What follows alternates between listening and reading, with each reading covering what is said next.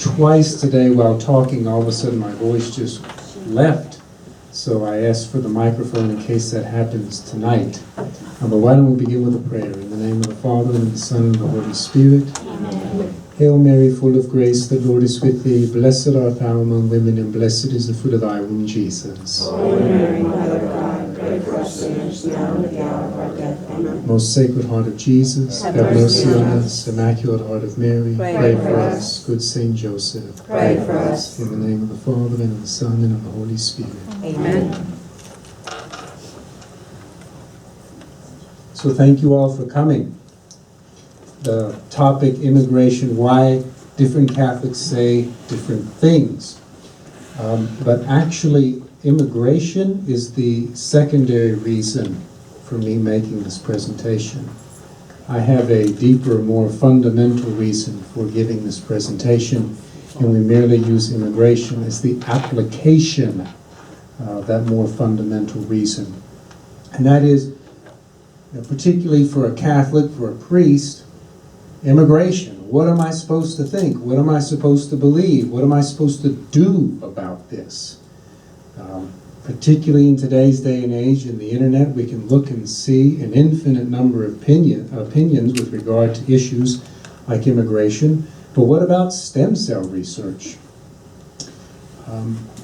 What about DNA transformation? What am I to think about these types of things? Where do we go? Where do we begin with this? Well, this is where, thanks be to God, in our time, we have the book, the Catechism of the Catholic Church, which is a precise, yet not complete and thorough all the teachings of the Catholic Church. But we can at least begin here. And this is the point. Immigration, what am I supposed to think? What is the Church's guidance on this? Well, the Catechism has an answer. There is a paragraph specifically on immigration. And there's a paragraph on just about every other topic in life that we can look at to at least begin the conversation with this. In the United States, there are two editions, the brown edition, which is the old edition, and then the green one, which is the updated and definitive edition. This brown one was the first one that was published, and after it was out for a couple years, people pointed out, there were certain phrases that perhaps could have been worded a little bit better.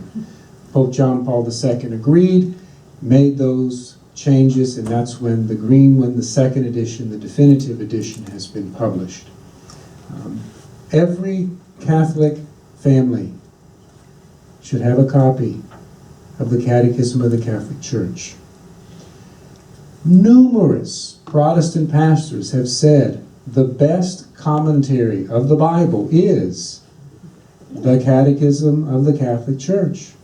In the green edition, there is an index in the back with not all, but most verses of the Bible, so that you read a verse and go, I have no idea what that's talking about. This book can usually give some sort of answer for it. That's the cool thing about it. Even we want to understand certain verses in Scripture, but then also just the various things that in life that come along, just to at least to begin to form our consciences to understand how do we approach some of these issues that come up before us. The Catechism is the beautiful book. Go to the next slide, please. When it comes to political issues, this is the thing, to help us to think like Catholics. And I got this line. This is a true story of an Italian senator. He said one day, it used to be easy. It used to be easy. The church told us what to do, but now we have to think about it. And here's the story. We wake up in the morning, we drink a coffee, we'd go down to the Vatican, we'd knock on the door, we'd say, we got to vote on these three things. And the Monsignor would say, yes, yes, and no. Then we turn around and we walk in, we vote yes, yes, no. Now, they won't tell us. They say we got to think about it. So, yeah, the Church gives us these things, presents them in the Catechism. And I'd like to give, our bishop actually talks about this a lot, but like to just put a pin on some of the examples that he gives. Bishop Strickland talks about when he was a priest before the publication of the Catechism, people would walk up to him and say, "Hey, Father Joe, yeah, is doing such and such a sin?" He'd go, "Yeah, that is." "Well, Father so-and-so said it's not." He says, "Well, who's right? Am I right or he's right?" We don't know. This would happen in the confessional. "Father, do I have to confess this?" "Yes, you have to." "Well, Monsignor so-and-so said I don't have to." Who's right? Then, once the catechism was published, Father Joe would take this into the confessional. If someone would say, "Is such and such a sin?" he would say, "According to paragraph 1749, the Catechism of the Catholic Church, it is." And this is what he tells us priests. We meet with the bishop at least 10 times a year. Without fail, he gives us an example, a reason for us to read the catechism every single day, to know these things. When you look at his articles in the Catholic East Texas, there is a reason. They are chock full of citations of the catechism. He wants to make it clear. This is not coming out of my brain. I'm just merely taking what the church has given me to say about a particular topic, and I'm putting it in East Texas talk. That's what he's doing. So when the next edition of the Catholic East Texas comes out, which is going to have lots of articles about Tyler Catholic schools, be sure to look at bishops and see the various references that he makes towards the catechism. Next slide, please. Okay. The important thing to recall when it comes particularly to political and social issues, the Catholic Church advocates principles, not policies. Principles, not policies. The Catholic Church opposes policies that conflict with her principles. When someone proposes a particular law that conflicts with a principle of the Catholic Church, that's when the clerics can stand up and say, this is wrong for one reason or another. But we're not going to oppose things because this particular policy is in opposition to my particular policy. That we clerics should not do. These principles that we have are primarily enunciated in the Catechism of the Catholic Church. This is the font and source of those. The Church also has what it's called the Compendium of the Social Doctrine of the Church, which speaks about a lot of these same issues, but usually in much more detail than the Catechism. And this is where it's important, in this distinction between principles and policies. Individuals may differ on the policies and the application of the principles. This is why different Catholics say different things about immigration. Because we differ on the policies and the application of those principles in our particular day and time, in our particular situation. And this is why there are no Catholic positions. There are Catholic principles. Clerics get in trouble when they just get bent on a particular position. No, we should promote and preach about principles. For example, the direct and deliberate killing of innocent people is always wrong. The direct and deliberate killing of innocent people is always wrong. So a policy, the Catholic Church does not specifically support the incarceration of the abortionist or the mother or the father, but we obviously don't like abortion. We don't want that to ever take place. What do we do with the people who do that? Well, that's a policy. We're not going to enter into that. Do we want things to be set up such that abortions do not take place? Yes. Now, how we handle that in the United States, how that gets handled in Mongolia, well, they are to apply the principles to their particular time and place. This is the thing then where, as the Italian senator said, it's not so easy anymore. We actually have to think about this a little bit. The church isn't going to tell us, this is how you should do it. This is what the law should be. Give us the draft that we then walk down to the Senate and pass. That doesn't happen. Just to give a little bit of another example with this, the direct and deliberate killing of innocent people is always wrong. Well, an unborn baby, killing that baby, an abortion, that's direct, it's on this particular child, it's deliberate, it's this choice to end this child's life. That child is innocent and therefore it's always wrong. Capital punishment. Is it direct? Yeah. It's this guy in the chair. Is it deliberate? Yeah, we're putting 100 million volts through him. But is he innocent? We have gone through the judicial process and it has said, oh, he is guilty. Therefore, this is the direct and deliberate killing of someone who is not innocent, and therefore it is not always wrong. And therefore the policy on this, yes, there are Catholics who can say we should not have capital punishment. And yet Catholics can also say we should have capital punishment. Take all of that from the principle. So, with this distinction here, this is why bishop conferences publish policies, but they do not necessarily speak for every bishop. This happened just a couple weeks ago. The Texas Conference of Catholic Bishops published a little thing about the Texas Right to Life group. It happened to be, it was an internal document that should not have gotten out. It was the opinion of the Bishop of Fort Worth, which is not shared by the Bishop of Tyler. And so Bishop Strickland had to publicly say, I understand this. Yes, this was discussed. I'm not on the same page. It was a policy. And therefore, yes, even bishops can disagree about the application, about the policy, the application of the principle about the policy. Next slide, please. So, let's go to the paragraph in the Catechism regarding immigration. We're going to read all of this, and then we're going to break it up into the various sections and look at them and discuss them one by one. So, paragraph 2241. The more prosperous nations are obliged, to the extent they are able, to welcome the foreigner in search of the security and the means of livelihood which he cannot find in his country of origin.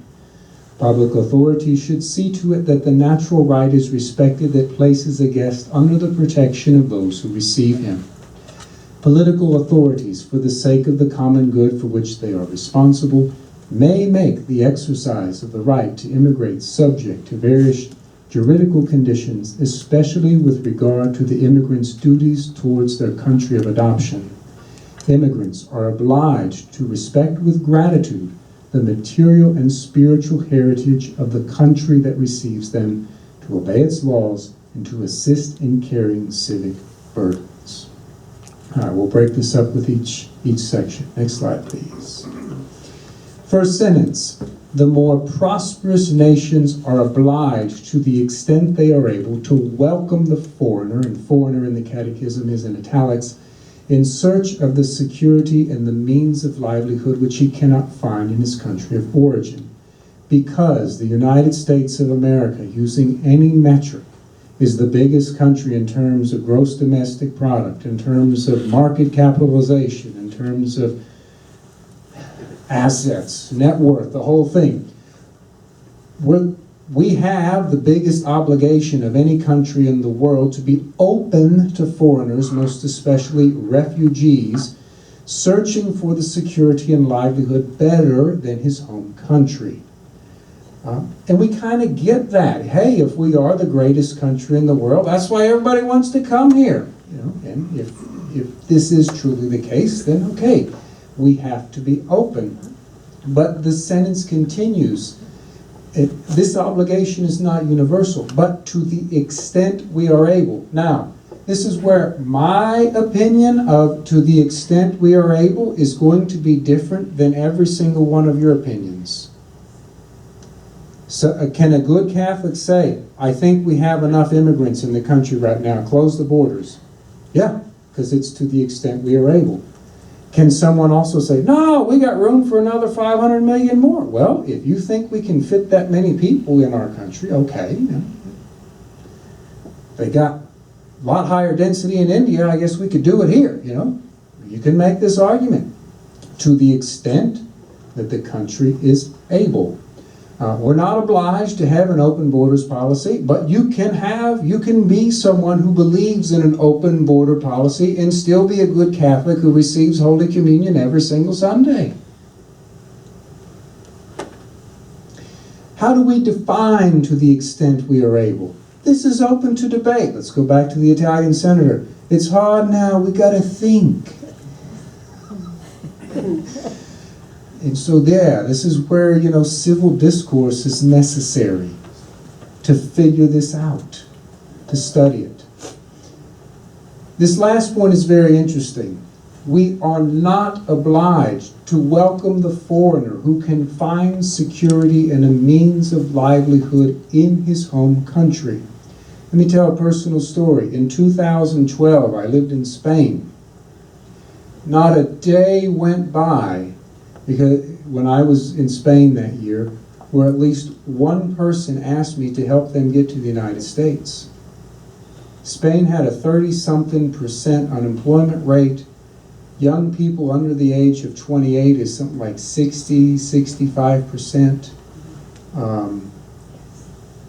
There was a news story every single day about young people that graduated from college going to Germany, to England, to France, to Italy, somewhere else because there wasn't any work. While I was there, I remember a billboard went up that EasyJet started having flights from Madrid to London. It would leave Madrid at 5 in the morning so that you landed in London at 7. That way you could get to work by 8, and that included a return flight at about 7:30, 8 o'clock at night, where you would get back to Madrid about 10. That way you could start all over the next day, because there wasn't any work. Now, they eventually got their economy going and so forth. But I can't help any of those people. Why? Because the United States has a policy that people in Europe have to wait 10 years before they can immigrate. We tend to think that Europe has security and a means of livelihood for their people. They don't need to come to the United States to find security and a means of livelihood. But we kind of understand that Venezuela right now, there isn't any food and it's pretty bad. We probably need to be a little bit more open for them. Syria, granted, it's a chaotic mess, but those people need some help. Iraq, particularly, in the last 15 years, it's been rough for those folks. If we are the biggest country and we can help these refugees, maybe we kind of should. But if someone has a pretty nice life where they're at and they don't have to worry too much about their security, their livelihood, we're not obligated to open our doors, our borders to them. Next slide, please. Next section.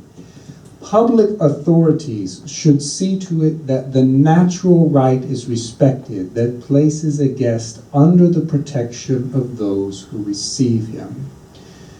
Okay. Immigrants to America, I don't care if they're legal or illegal, they are human beings. They are human beings. People, we Catholics tout the fact that we are right to life, and sometimes we're very good with this, with the unborn at the beginning of life and at the very end of life, but sometimes we get a little lost in the middle there. These are human beings, whether they're here legally or illegally, and they have a basic dignity that must be upheld and protected.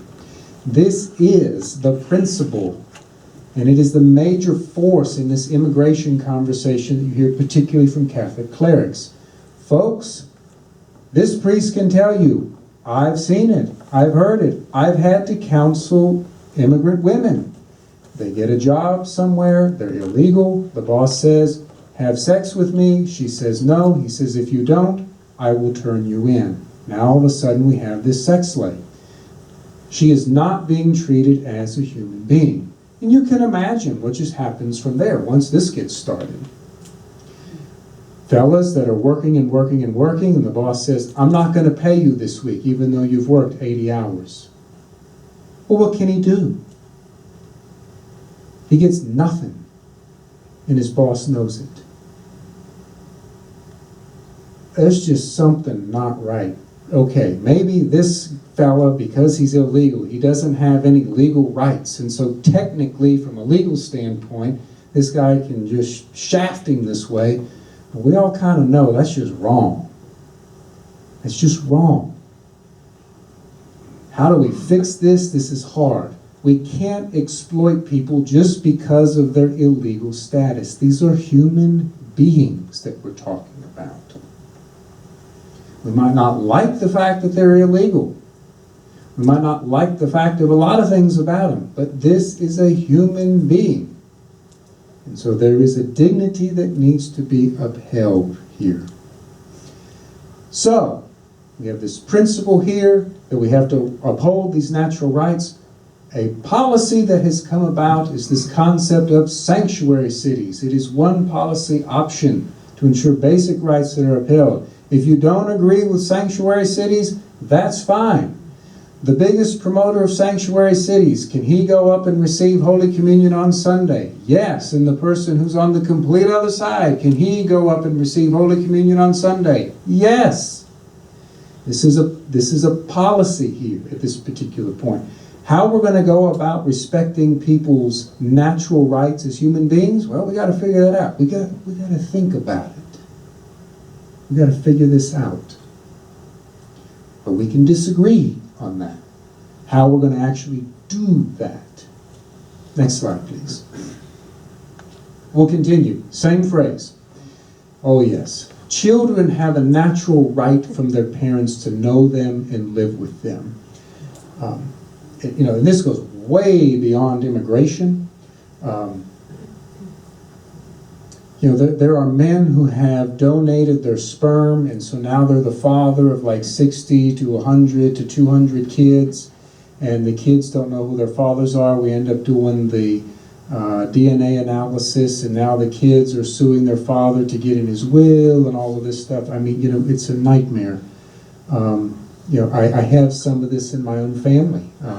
The kids come up, and the guy that they've been calling dad their whole life, they come to find out, well, he's not actually my dad. Well, who's my dad? Who am I? Where did I come from? What's my part in all of this? It gets confusing. And unfortunately, young minds aren't able to comprehend all of this. This children have a natural right from their parents to know them and live with them. This is why we don't like men who go around and impregnate women and then leave. If you have a child, it's your responsibility to be in the life of that child. That child needs to know who his mother and who his father is. Now, it doesn't necessarily mean the two of them have to get married, because it may have been a moment of passion, but that guy has a responsibility to that child. This is why we get upset with these types of situations where children get abandoned by their parents. But it applies into the immigration question as well. No one wants to separate children from their parents. I've never met anyone in the immigration debate who goes, oh, I can't wait to just take those parents and send them back to Mexico so that those kids are here all by themselves. No, we all get it. Man, that's bad. That the illegal ones would be taken back and the rest of the family would be here. Yeah. There's something wrong with this. But our current policy is to deport illegal parents and leave the U.S.-born children here. This is hard. At the same time, we do deport to jail murderers, drunk drivers, and thieves. In both of these incidences, the parents make a decision that place at risk their child's natural right to know them and live with them. This goes across many areas of the social fabric. How are we going to do this? Well, we got to think about it. We got to think about it. But this gets very, very complicated when we recognize that, in a sense, we do some of this already. Maybe this even needs to be relooked at in some way. Next slide, please. Third part. Political authorities, for the sake of the common good for which they are responsible, may make the exercise of the right to immigrate subject to various juridical conditions, especially with regard to the immigrant's duties towards their country of adoption.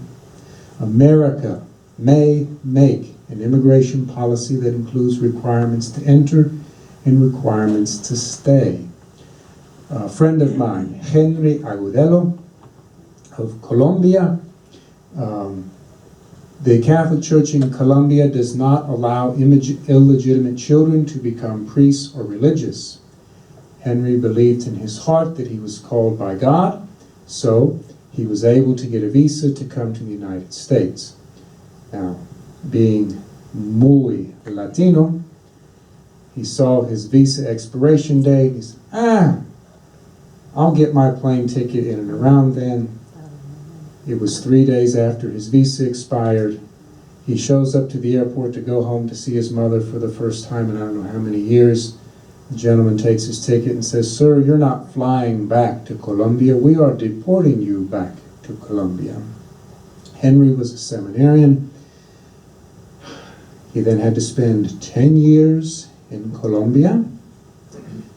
10 years to the day later, he came back to the United States, resumed his studies, and thanks be to God, was ordained a priest in 2011.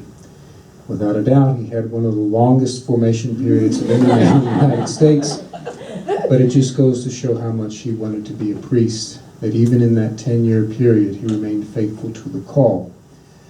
We have these policies that, this is your time, between this day and this day. Not before and not after. Can we do this? Yes, we can do this. If people violate it, well, that's up to them. Those who fail, like my friend Father Henry Agudelo, who fail to uphold these elements, are subject to the law of the land, including, in Henry's case, the inability to immigrate back after he spent some time with his mother, or to stay. Certain visas, you have to stay. You're not allowed to go back. There's none of this back and forth stuff, depending upon the various classifications. Can we do this? Yes, we can do this. Next slide, please. Immigrants are obliged to respect with gratitude the material and spiritual heritage of the country that receives them, to obey its laws, and to assist in carrying civic burdens. So, immigrants may live according to their country of origin, the cultures, the customs, the things that they were brought up with, so long as they accept a certain level of integration and assimilation. And in my experience, this is kind of the point that gets most multi-generational Americans. We look at these people and we say, hey, why don't you even try to be like us? We never see you at an Independence Day party. Come to these things. When our parish has a big festivity, you don't come, but you do go on these other days that don't really have anything to do with the history of our country. These things get raised. Well, okay, the immigrants are obliged to respect with gratitude the material and spiritual heritage of the country. We know what's going on in Germany. Entire towns of Germans are just leaving because there are so many Muslim immigrants who have come in and have no regard whatsoever for German culture and German heritage. Literally, entire towns, they just all left. They got swamped by immigrants who continue to live in the way of their country of origin. There's something not right about that. They have to accept a certain level of integration and assimilation. Therefore, yes, immigrants cannot live passively in their new country. They must be active participants. We have to encourage them in this, in the daily life of their new community. And this is where, particularly for people, if they're undocumented, if they're illegal, they're not going to come out of the shadows unless someone grabs their hand and says, "Come with me. We're going to go together, okay?" One of the titles of the Holy Father is Supreme Pontiff. Pontiff, of course, comes from the Latin, in Spanish, puente, bridge. The Pope is the supreme bridge. So yes, the bridge from earth to heaven. But in the Catholic Church, which is universal, he's also that bridge that connects every single country. And this is why, whether you're from the Philippines, United States, Mexico, Chile, wherever, we all look to the Holy Father because he's the one that unites us. He's this bridge that brings us all together. Well, if the Holy Father is the Supreme Pontiff, then this Father has to be a Pontiff as well. I think this is part of my job, is to go to this group of people and make friends with them, and then go to this group of people and make friends with them, and then, hey, come with me, and I'm going to be the bridge. We're all going to get together, okay? Now, maybe these people don't even speak the language that these people do. And so then I literally have to stand in the middle and translate and go back and forth. I'm happy to do it. If that's the thing, that if I am the bridge that unites these two people, these two groups of people, that's cool. In Rome, they have a saying, a man who speaks two languages is two men. Because I can come over here and I'm one guy. And if you all watch me speak Spanish, I'm a completely different person than I am when I'm speaking English. If you guys think I get excited when I preach in English, come to Our Lady of Guadalupe on the east side of town when I'm preaching in Spanish. I'm completely different. I can come over here and speak to these people, and I'm one with them. So this is my job, to be the pontiff, to be the bridge, to bring all these together. Well, you guys can do it too. You can be little bridges. There's somebody standing over there in the corner. Come with me. Let me introduce you to a few people here. Hey, I saw you in church the other day. You're Catholic. Why don't you come to this thing that I'm going? Come to my house. We can be a bridge in this way. Helping them to enter into the life of the country so that they're not just passively living there, but they can become active participants in the daily life. That's the cool thing about being Catholic. Language does not divide us. Our faith is the thing that unites us. I can look at this guy. Maybe I can't talk to him because I don't speak his language and he doesn't speak mine. But when the two of us go like this, we both know deep inside we believe the same things. When we both go up and the priest says, Corpus Christi, the body of Christ, el cuerpo de Cristo, el corps de Christ, el corpo de Cristo, we all say, Amen. Because we all believe the same. It's so cool. So cool. Next slide, please. So, here are some last points. Obviously, the immigration issue is complex, and so I ask you to consider immigration beyond the legal-illegal paradigm. This guy's illegal, and therefore he needs to go, and, well, this one's legal, and therefore he can stay. Recall with the example of in Spain, someone in Spain who wants to come to the United States, it's harder than most countries because Spain has the natural resources, the work, the well-being. It's a relatively secure place to live. Do we all necessarily agree with that? I wasn't aware of that until I was in Spain, that it was that way. I would have thought it was easier for Spaniards to come to the United States. But this is not the case. if we can move beyond this paradigm of black and white, that it's legal or illegal, yes, this might be the legal thing, but to get to the right policy, using the principles that we've talked about, we have to move beyond that so that we can get the right policy. We can strive to enhance the political and the economic situation of other countries so that the need to immigrate ceases. Now, America first. I love that. Bishop Gorman first. I'm all about that. Catholic Church first. Yes, I wouldn't have dedicated my life to this unless I thought this was the place to be, you know? But what follows? Is it America first, the rest of the world last, or is it America first, the rest of the world second? Y'all understand the distinction I just made? America first, the rest of the world last, or America first, the rest of the world second? These are my brothers. Because if it's America first, the rest of the world last, then we're only going to create a situation, which, remember that first principle, that the wealthier countries that are more secure and have livelihood have to be open. Well, if we just, strip the rest of the world of all of their resources, now all of a sudden we've placed ourselves in a moral predicament where we literally do have to be open to the entire world immigrating to the United States. If our economic and financial policies are such that, yes, we, America first, but we're also helping all the other countries to rise in their stature, we reach a place where we could say, from just in this hypothesis here, there's no reason to accept immigrants from another country anymore. They all have security and livelihood, and therefore, theoretically, we could close our borders at that point in time. We wouldn't actually do that, but we, in this hypothetical situation, morally, we would reach a point where we would not be obligated to receive refugees from other countries. This is very, very important. Many bishops seek total immigration reform, and therefore they oppose policies that address immigration in a piecemeal fashion.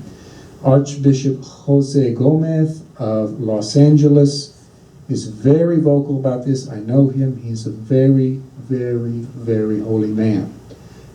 His particular policy, though, is he will only support total immigration reform. If it's a particular bill that addresses one particular thing, he's opposed to it because it isn't total immigration reform. He's very clear about this. There's in any point, according to him, talking about immigration unless we're going to fix the whole system with one bill. That's his policy. Now, we all know that politics is the art of the possible. Is that actually possible? Well, that'd be pretty hard. It may prove to be too limiting in our actual case now to do total immigration reform. I mean, I have been hearing about total immigration reform for 20 years, and we haven't gotten anywhere on it. Is this likely? I don't know, but we haven't really gotten anything done. The declining number of workers necessitates immigration in the West. So, as particularly the Anglo population gets older and retires, because Anglo populations have not had as many children as in previous generations, there's now this void. We need workers. So the Chamber of Commerce is very happy to say, yes, bring these workers in. Yet, when we do that, immigration tends to lead to a brain drain in the third world. I heard an American cardinal say, I am for closing all the borders today for this reason. Because he would see, he was formerly the Archbishop of San Francisco in Silicon Valley, was in his archdiocese. He said, I'd go down there, all of the brightest minds from India, from Nigeria, from poor countries, their best and their brightest came to California. They didn't stay in their home countries and make their home countries great. They came here. So yes, of course, America gets better, and thanks be to God for all of that. But they're not going back to their home countries and making their home countries any better. We have set up a situation where we're at this big brain drain. Of course it helps the United States. Yeah, we're happy about that. But what about all these third world countries? If all of their best and brightest just get sucked up into the United States and nothing ever goes back to them. So this is interestingly, he took the position of close all of our borders. Not because we have too many immigrants, but he wants those people to stay in their home countries and be entrepreneurial there so that they can get the economy going in those countries, going all the way back to the first principle that if we elevate the economies of all the countries of the world, then our obligation to receive immigrants goes down. Okay, America is the nation that stands on the rule of law. Like my friend Father Henry Agudelo, most people are not so conscientious of the law. Well, who cares if it's 2 or 3 days after my visa expires? It doesn't matter, I'll go back. No, they don't see the problems as we do. Folks, I'll be completely honest. After several years of living in Europe and jaywalking and driving through red lights, speeding 30 miles an hour over the speed limit, and the cop sitting on the side of the road would let me go because there isn't anyone else on the road. We'll let him go, you know. Yeah, it's true that in the United States, when we hear that someone cheated on their taxes, we go, that guy needs to go to jail. Over there, you find out someone cheated on their taxes. Hey man, tell me how you did it, that way I can do it. I mean, yeah. No one else in the world thinks about law like the Americans do. When I first came back to the States, I was jaywalking, I ran some red lights. Thanks be to God, I was able to keep the cruise control on, and that saved me from speeding. But I distinctly remember one day telling myself, you have to stop. Because they'll actually give you a ticket for this stuff here. Jaywalking and all this stuff is commonplace in other countries, but not here.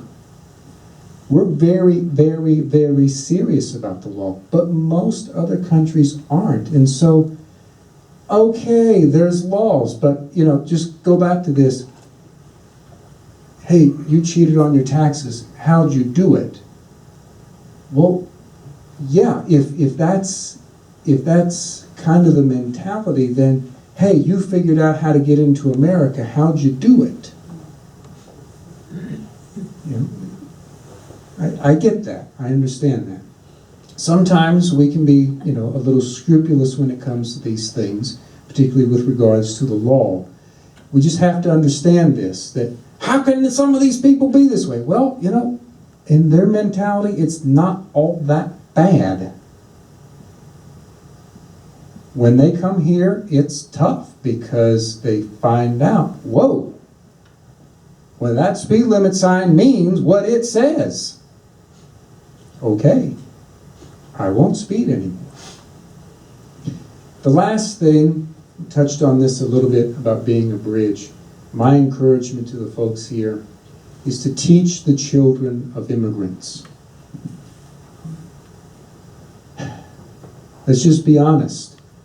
Particularly if the immigrant is undocumented, illegal, they're not going to come out of the shadows. They're not going to assimilate. But they have these kids who are now bilingual. They speak English fluently, perfectly. But if they're living in a ghetto of their home country because their parents are afraid to step out into the American world, eventually they become adults, but they're not living up here in America. This is where that helping hand from someone that can pull them out of the darkness in which they live and let me show you some stuff. This is the thing that can introduce them to the greatness of America. Dad and Mom might not be able to express this to them. All of the opportunities. one of the things about which I'm most proud of being this puente, a young lady, Maria is her name. So Maria, you speak English and Spanish fluently. I do. You're pretty smart. I am. Maria, have you ever thought about studying in Spain? Studying in Spain? No, I just figured I'd go to high school and then, just go get a job. Maria, I think you can go study at La Universidad de Navarra in Spain. I'll help you. Her parents, of course, oh my gosh, didn't even get past the second grade in school. So never even encouraged their daughter, you need to go to college, you're pretty smart. Don't even know how to apply to go to college. Don't even know the first place to look for scholarship. Don't even know what does a nutritionist do. They don't know. It's not that they're bad people. They grew up in a particular situation in which they just sadly don't know about this stuff. Their life experiences are so limited. But they have this ultra-talented daughter. Maria is about to finish her freshman year at La Universidad de Navarra. I think that's pretty cool. I've talked a lot about this to some of the Bishop Gorman kids. If you want to go to Spain, I'll help you. Because that was the thing that radically changed my life, getting to study overseas. And at a certain point, I just prayed to God the Father, when I go back home, I'm going to help other people to have the same experience. We can do that. We can do that. We can see young people in our community whose parents can't give them any direction. For those of us who have been to college or know people who have been to college, hey, this is what you got to do. You got to, don't worry. It's just a little essay, and you fill out some contact information. You put all this together. You send it in. If you've never done that before, applying for college, oh my gosh, how do you do that? How many fathers and mothers have I heard tell their kids, hey, if you want to go to college, great. We can't help you. Just can't. We don't know. We don't have the money. It's all up to you. Are they going to even try then? Whether the 0.1% will. But if we can find these young people, give them a mentor, be a friend to them, bring them along.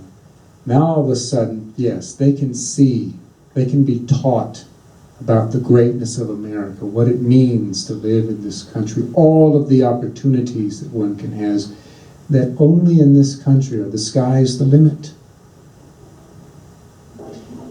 This is the thing that we can do. We can bring them along, and that's, in my opinion, my policy, the way to make the situation as good as we possibly can. Any questions?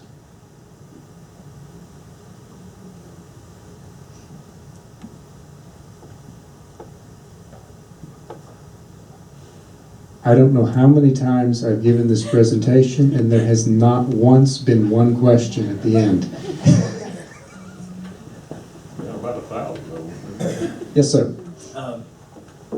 One of the things that I extracted from the presentation was understanding that people who are part of a similar group, whether it's Catholicism, Americans, can have different opinions, although we have the same principles, right? So I guess my question is, how can we as Catholics, or how can the Catholic Church encourage just really more civility in discourse, in the public conversation? Because we seem to take these hard lines, whether it's abortion, immigration, political affiliation, whatever it may be, and we can't seem to have that conversation, but we're having that conversation in the Catholic Church. If you look at the Catechism and you look at principles versus policies, how do we do that, or what can the Catholic Church do to promote that? I think so. Nick's question is, we're having the civil discourse about the difference between the principles and the policies, about some of the more contentious issues. How can the church do this? I think this is the nucleus of Bishop Strickland's mission to teach. Too often we priests have been afraid to talk about stuff like this. I've been afraid to teach. It took a long time to make this presentation because we got to be right where the church wants us to be. It is really, really hard to craft a 6 to 8 minute homily that talks about this stuff. But Bishop has charged us to do this. Obviously, this is where the St. Philip Institute comes in, where let's bring people in who have the studies, they're comfortable, confident to talk about these things, so that we can start having these conversations. You guys have heard this, and now it's your responsibility to go in peace, to teach and serve all nations. Alleluia, alleluia, in this Easter octave.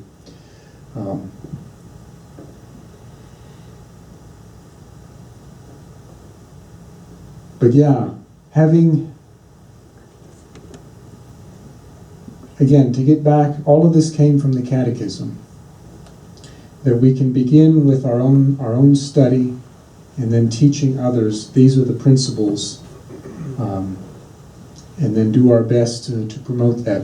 When we read in the media, what 99% of what I see that bishops have to say when they speak about principles, they're exactly right. And I understand. I see. Okay, he moved over into a particular policy, and he can do that. The Bishop of San Diego can say something because, well, I'm not in San Diego. I don't know what it's like. When I was in seminary in Connecticut, I had a professor who just went off one day about, I don't understand all these people who are against immigrants. And so I asked him, well, have you ever been to South Texas? Nope. I encourage you. I mean, maybe your mind won't change, but just go and see. Go to El Paso, go to Juarez, go and see what that's like. Yeah, maybe your mind doesn't change, but it's not like Cromwell, Connecticut. It's a completely different place. We have a difficult time thinking about, what is it like in Syria? Well, for those folks who have been there, they can tell us. Some folks just went to Puerto Rico a couple weeks ago. They got to see. Some of it is still in ruins. If you haven't seen it, it's a little hard to imagine exactly what some of this stuff is like. But I think this is the thing, just to tie this off, this is what Bishop Strickland is asking us to do, to understand clearly what our faith is, these principles, and begin to teach them to the lay faithful as clearly as we possibly can. You have a question? I just want to say, I think that the format that you've given us here is a great example of how to bring it to high ground with the principles, not make it about you and me or us and them, and make it about the issue, and then have that civil discourse that Nick is talking about. So it's a great format, it's a great template for us to use on a range of issues. Thank you. And this is the beautiful thing about the Catechism. And this is why some people say the Catholic Church is conservative and some people say the Catholic Church is liberal, because the way you go from these principles to the policies, there is some wiggle room there. Yes, ma'am. Father, can you give us some examples maybe of like what St. Vincent de Paul or Catholic Charities in our diocese is doing for the immigrant population? Yeah, I'm very familiar with, so what is Catholic Charities in our diocese doing? We have legal immigration services, what is that, Front Street? Yeah, Front and College, thank you. Where people can go and solicit legal advice concerning their particular situation, and those folks are pretty good. The diocese uses that for, priests that we have that come in, seminarians from other countries that come in.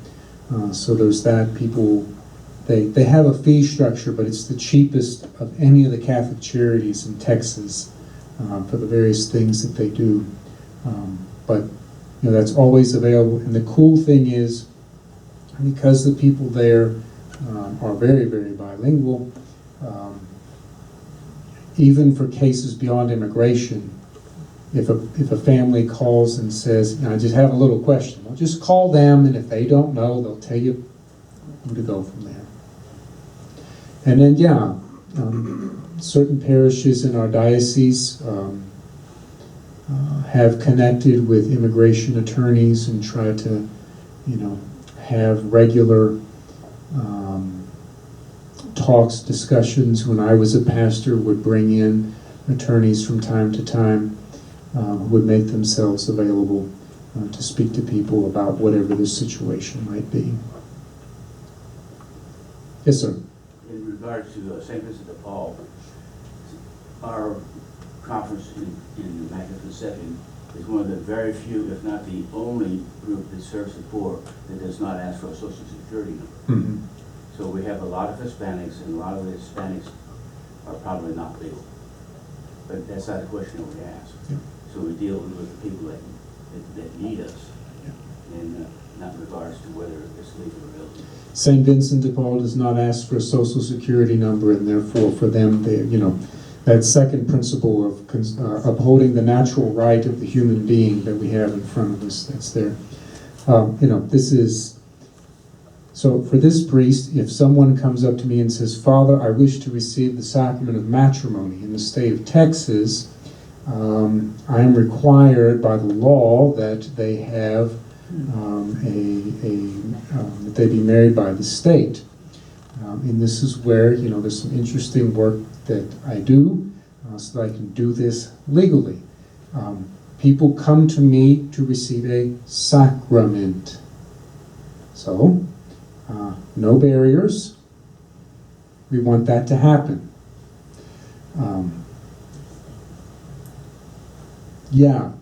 They want to live in the state of grace, but out of fear that, well, how's this going to work? Lots of people will send in someone else to go talk to me. There have been some couples that I show them as, look, here's, I just need a sheet of paper where we got your name and my name. We're going to put the date here. You see this sheet of paper? Yeah. I'm going to put it in this safe, and we're going to close it right now, all right? And I'm not sending a copy down to the courthouse. Okay, Father. Everything stays right here. The police don't know. It's all right here. Now let's go to the altar and you exchange your vows. So that on Sunday, you can receive Holy Communion. That's so awesome. In my last parish, that was, if I had a success, it was to help close to 50 couples in the 3 years that I was there get their unions regularized by the church. They wanted to get married in the church, but were concerned for various reasons about making that happen. So we got rid of all barriers. Now, lots of people go to Holy Communion on Sunday. It's great.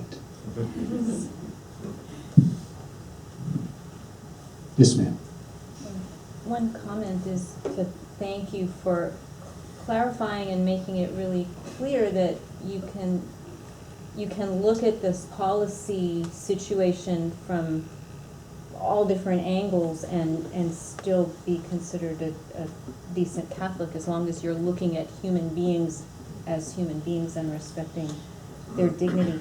I think you alluded to this. The problem with our discourse as a society seems to be that if you approach the policy from one position, oh, you're unpatriotic, or if you approach it from the other position, oh, you're a bigot. And I don't know that all of those are true either. I think that genuine people who are really trying to look at others as equally human and equally worthy of dignity, when it's a one-on-one kind of situation, it's very hard to be hateful to somebody that's looking you in the face and saying you don't deserve to be here, or you're not good enough to be here. That's different from what you might think about the problem as a whole, because wherever you fall on the spectrum, it's easy to see that the situation is broken And that's nothing, I mean, I saw it even before you, I guess, because I'm older than you, but I mean, I visited the Valley 30 years ago, and it was and that was when I first came to Texas. We haven't solved anything in 30 years. Something that I've wondered over the years, because I encounter a lot of people over the years in the hospital, I just don't ask. I mean, I just don't ask. If somebody is sick and they come to an ER, they get my best as I can give it to them. I don't know how they're paying for it. I don't know if they're paying for it. I don't know what their status is. But something that I've wondered a lot is back when I used to work down in Nacogdoches, it's pretty close to Pilgrim's Pride, so we'd get a lot of those workers in there. And, you know, I'll have somebody come in with a translator because he speaks not a lick of English, and I can do pretty well in Spanish, so I can get by even without the translator. But I'll look at the chart, and the guy's name is Justin Blackwell or something.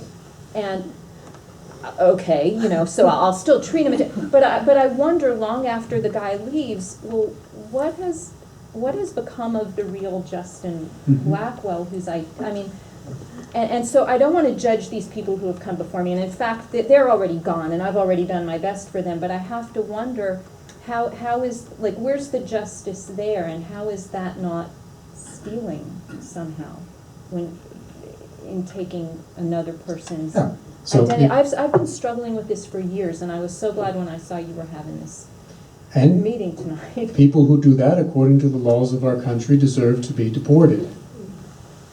And so, if that's what happens, yeah, if you steal someone's identity, whether you're legal or illegal, there are consequences to that. If you kill someone, you will go to jail, whether you are legal or illegal. This is the law. And this is where, okay, I don't care what this guy has done, he is still a human being, so there is this minimum level of dignity that we have to uphold. But if there are things that he has done, then there are consequences to that. Well, I mean, I'm not aware of anybody ever reporting anybody for a situation like that. Nor, I mean, I would not feel comfortable reporting anybody for a situation like that. I mean, it's something of a privilege to be offering them. It just muddies things for me too much to be concerned about that on an individual basis. But it is something that I feel concerned about, you know, beyond, you know, outside of the professional setting. And like here in Gorman, we had it several years ago when my younger son was a student here. The Spanish teacher had left, and we were waiting on a new Spanish teacher. And God bless her, a lot of you know, Aida Destarek had to teach the Spanish class for the first 6 weeks because the young lady that was coming from, I think, Honduras or Nicaragua, was having to go jump through all of the immigration hoops. And it was taking forever and ever and ever. It would have been quicker and easier for her to just to kind of go down to Brownsville and you know just come across, and so you see people doing things I don't even want to say the right way, because I mean that's a bit judgmental perhaps, but the prescribed way. And you see people like your priest friend who had to abide by what seemed like, I mean, what a burdensome path to have to take. But he did that, and our Spanish teacher did that, but not everybody does that. But everybody still is entitled to the same dignity once they're here. It's kind of like you touched home base when you're a kid and you're... Yeah, dignity does not mean that they can just do whatever the heck they want. You know, once someone gets somewhere, you know, but there is a minimum level of dignity that has to be upheld. If we do things to lose our rights, then there are consequences under the law for that. So I mean, that's the it's been an hour, so I'm going to call it for those who need to go. But then, if there are any other questions that y'all might have, I'd be happy to answer those. Thank you all.